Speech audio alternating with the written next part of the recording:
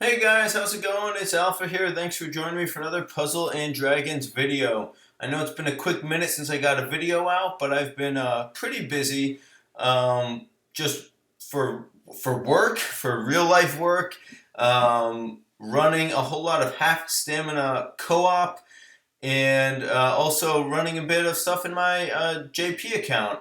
And you can see actually off to the right, I recently got, I guess what counts as my first Descend clear. I don't know if it actually counts as Master Level Zhang Fei. That's about one of the more impressive things that I've done on the account so far.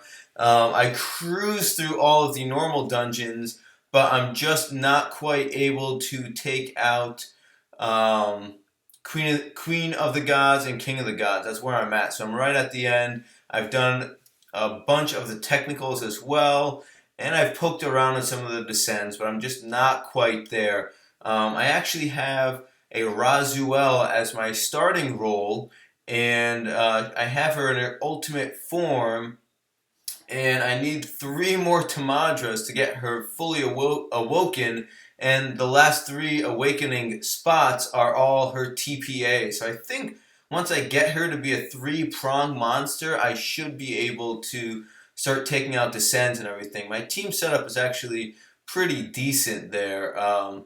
And I'm actually building up a bit of a dark team and a light color match team as well. So I'm pretty excited about what I'll have coming up soon in the Japanese account, and I'll be sure to start posting some content as I go. That is a completely non-in-app purchase account. At some point, if they do that 5 stones for $1, I might make one purchase, because as I understand it, when you make a single, if you have any purchase history, it makes it easier for Gung Ho to recover your account should you ever lose the account, if your phone gets stolen or reset or whatever it might be. But it's a non-in-app purchase account, so it might be a little more interesting to see how I kind of get by without being able to just continuously roll the rare egg machine and just crank out some great pulls.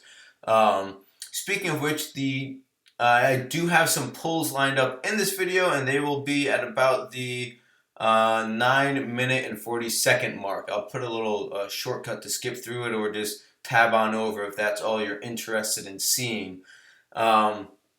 This is what's it called? Arena 1. This was before they did the refresh into Arena 2. This is actually probably late at night. I think if I remember correctly, this might have been like an hour before the dungeon actually got refreshed, and I was just trying to get a clear in. I had tried Arena only 2 times previous to this, and the first time, actually, I died on Tamadras. The second time, I died to Kali. And that was it. I had never tried it again, so I thought, you know what, let me give it a shot. Let me see if I could take this thing out before it gets refreshed into Arena 2, which is considerably harder. If you're unaware, Arena 2 has a lot of the monsters buffed up. The biggest change are the Predras, which are introduced in. And they just have an insanely high amount of defense, meaning you pretty much have to bring a true damage, delay, or a poison to try and get past those stages. I have seen Awoken Pandora burst over the top, I think using a Loki as well, and maybe an Akechi in there as well. But it was pretty crazy. But pretty much you need to have some of those mechanics put in.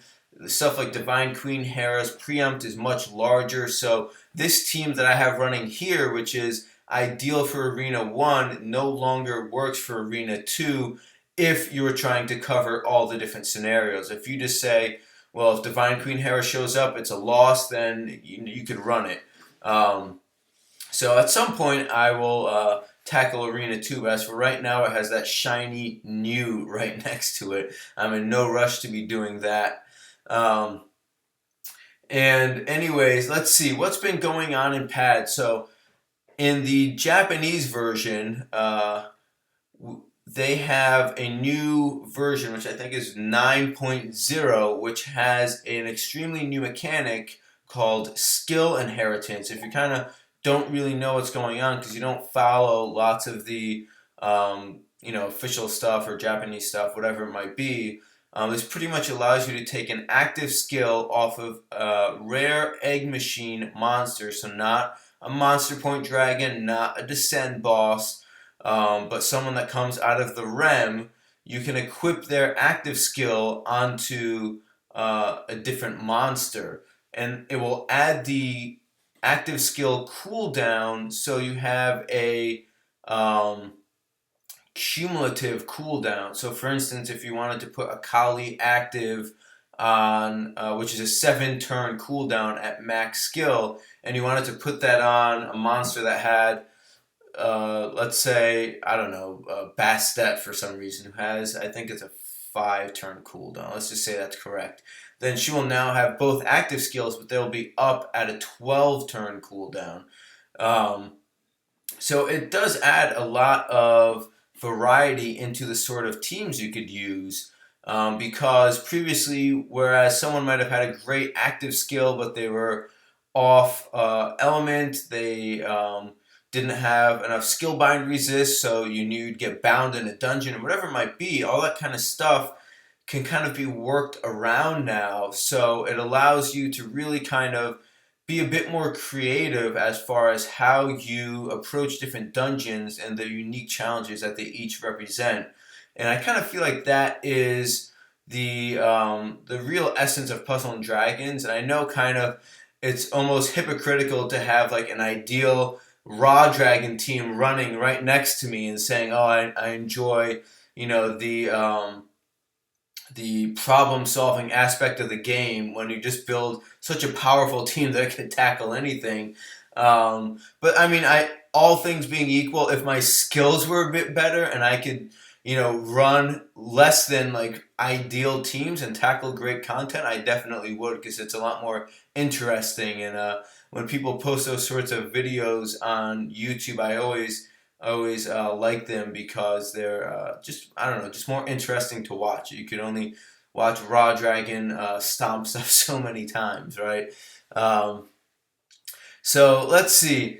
We're on Athena here. So this is the third to last stage in Arena. And the second to last is, of course, Kali, who is the kind of real boss of Arena 1, because the final stage is just a single P. So Arena 2, you get 3 Ps, and they actually hit, or maybe it's 4, I forget, and they actually hit very hard, so you can't really discount them. You could actually get that far and lose, whereas it's a lot more difficult to do in Arena 1. Anyways, you can see we get some crazy skyfalls, and Athena is definitely going down.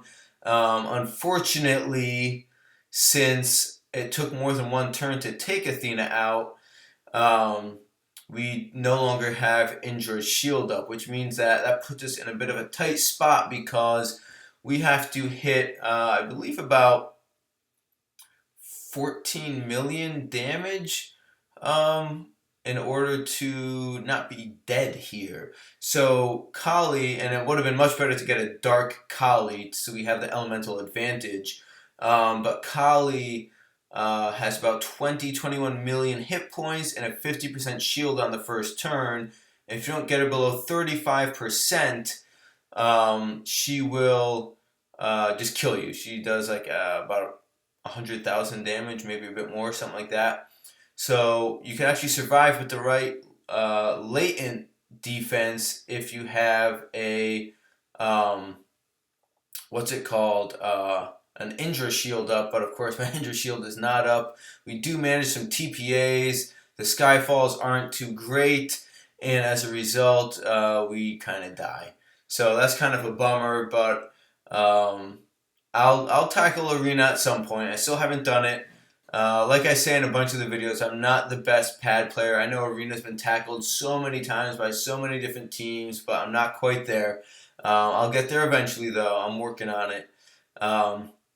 So we're hopping over into the Japanese account, and you can see here, this is the most recent Godfest that we had, which is mid-March. And the first role here is a Musei, which is kind of a cool role. You get the green and blue coverage when he's evolved, which is kind of a hard coverage to get in color match teams. He boosts God, so it's kind of great. Unfortunately, he's a dupe, and when you have a brand new non-in-app purchase account, you don't really want so many dupes. Another gold here, we get a dark Grimoire Goetia, and again, not a bad card, not really what you're hoping for in a Godfest.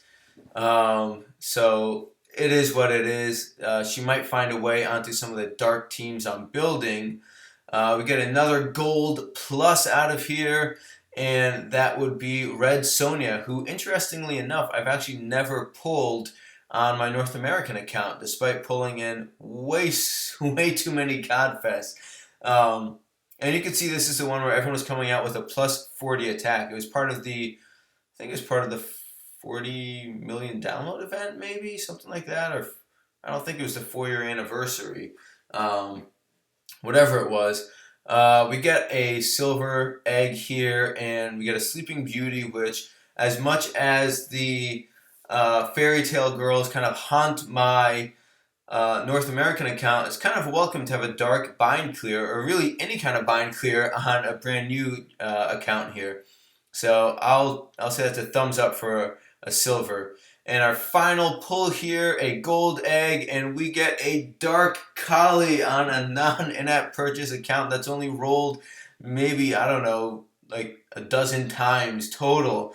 So definitely some amazing luck at the REM continues, and we get all of our gods lined up there in chronological, so you can check them out. And hopping over here, this is the Final Fantasy Collab. There's enough gold eggs going on that I wanted to spend some stones here, so I decided I would use all my stones, my 2 pulls, and I get a silver egg, which is some wizard guy. I forget his name, I forget what he does, but I pulled a million of him in North America. I did not want to pull that, so we're hoping for gold here. The final pull out of stones. Second and last pull will be gold egg, and out comes lightning, which is ridiculous. Lightning is a fantastic lead that is capable of clearing arena, a 6-star pull, and I can't believe I pulled a lightning. Really just capable of outputting ridiculous damage. Like I think if it's a row with all colors matched and a certain amount of combos or something like that against a god, because lightning has a god killer attribute, you do like something close to 400x damage. It's insane. I saw a video of a lightning arena team one-shotting Dark Kali, and it's pretty crazy. Anyways, my great luck at the REM continues. After pulling that, I did go and buy a lotto ticket that day. My luck has not transitioned over into the lottery, but if that happens, we'll definitely do some cool giveaways on the channel, I guess. Thanks so much for watching. And oh, speaking of the channel, we have recently passed 500 subscribers. Thank you so much for subscribing, for tuning in on all these videos. I'll definitely be coming out with a lot more content as we go. Up next will be the Descended Challenge on my North American account, and I'll be trying to do that with some different teams and doing some of the dungeons live as I go. So hopefully you'll enjoy that. Be sure to like and subscribe if you enjoyed this video, and you'll see me next time.